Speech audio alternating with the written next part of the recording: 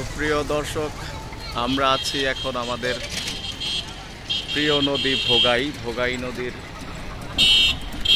ওপরে যে ব্রিজটা নালিতাবাড়ি শহরের দুই পার্কে সংযুক্ত করেছে, সেই ভোগাই নদীর ব্রিজের উপর।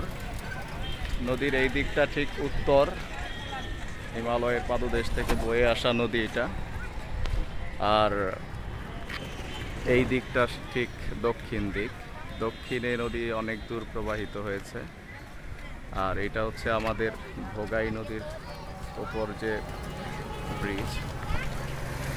আজ ঈদের দিন, এই ঈদের দিন উপলক্ষে ব্রিজে লোকজনের চলাচল খুবই কম, এখনও সবাই ব্যস্ত।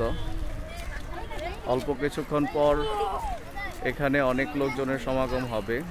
যারা এখনো কোরবানির কাজ নিয়ে ব্যস্ত আছে, তাদের কোরবানির কাজ শেষ হয়ে যাবে। এখানে বাচ্চারা যাচ্ছে সাজুগুজু করে ঈদ করতে, ব্রিজের উপরে ঘুরতে এসেছে।